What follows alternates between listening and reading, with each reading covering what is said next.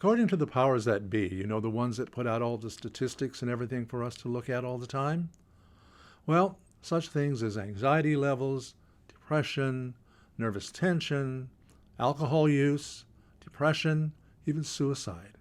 They're all up right now, and they place a lot of the blame on the pandemic, political stress, all of that stuff, that on the outside of us that can create all these tensions.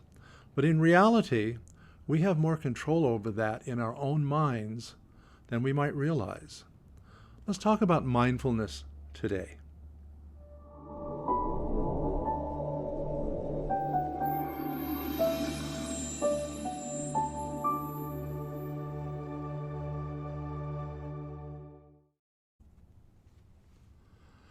You hear a lot about mindfulness these days. There's a whole ream of new books and even infomercials out on the subject. They don't necessarily have the word in the titles, but once you get into the first chapter or past the first commercial hook line, it's pretty clear the direction they're heading. Even Oprah has embraced the idea. And if Oprah likes it, it has to be good, right? So what is this thing called mindfulness? Is it just watching our daily steps? Prayer? Meditation? A way to sell info products online?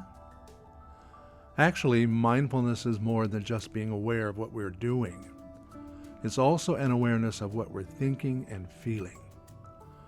Mindfulness allows me to be aware when my mind keeps turning down some well-worn karmic rut of worry or fear, of inadequacy or pride. I can still spend untold hours, days, or even weeks criticizing myself or justifying myself, blaming myself or blaming others. Yet I never would think of making a conscious decision to spend all that time enveloped in self-criticism or blame. It seems like my thoughts and feelings are sometimes out of my control. Often I notice that my whole day has an undercurrent of worry flowing through it. Worry may be telling me that some aspect of my life needs attention, yet the activity of spending the whole day endlessly replaying my fears seems like a useless waste of my energy and causes me considerable pain. Through the attention of being mindful, I can become aware of how much pain I am causing myself with my worrying. I then can also see that I have been choosing to worry, and that I have a choice to let go of my worries and return my awareness to my present moment activity. Mindfulness allows me to see what I can choose to turn toward something positive, like trust, rather than worry. I can choose to forgive rather than blame, choose faith rather than doubt. If I feel despair, it's my choice if I allow myself to turn away from my faith and project a future seemingly without hope, or maybe something not quite so drastic. And in each situation, if I am willing to really look, to see, the gift will appear.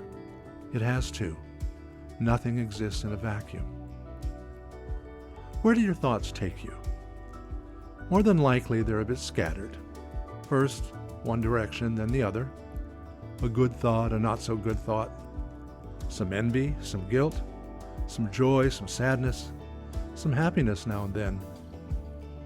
Well, here's a little suggestion to help you rein in on your thoughts once in a while and see what they're doing. When you have a free moment, like now, just close your eyes, if you're not driving or otherwise involved in activities, and watch where your thoughts lead you. No judgment, just watch. Watching can be a real eye-opener. You will begin to discover the source of much of your pain.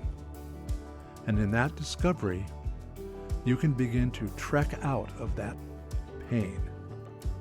When we realize how our thoughts create our experience of reality, we can change their direction. Oh, they'll resist, but ultimately, you are the leader, not the follower. At least, not today. And so it is. Just a couple of notes before we leave you today. I had my second COVID shot this past week, actually on my birthday, February 4th. Yeah, a couple days later, I had a bit of a side effect reaction, not much, a bit of a headache in the morning and a bit of sort of a general malaise for a couple of hours, but it's all past now, and this is the second day, so hopefully that's it. I'm hoping that all of you can eventually get your vaccinations if that's what you're wanting to do. They're trying their best here in Oregon to get all the snafus taken care of and get everything back up and running. So we're holding it in our consciousness that if you want one of these vaccine programs, that you're going to be getting it anytime soon. Also, we will be having our February gathering on February 21st, 10:30 a.m. here in the sanctuary. And our own Darcy and Brent will be here to provide music for us. So again, thank you for being with us today. The light of God surrounds us. The love of God enfolds us. The power of God protects us, and the presence of God watches over us. Wherever we are, God is, and all is well. Namaste.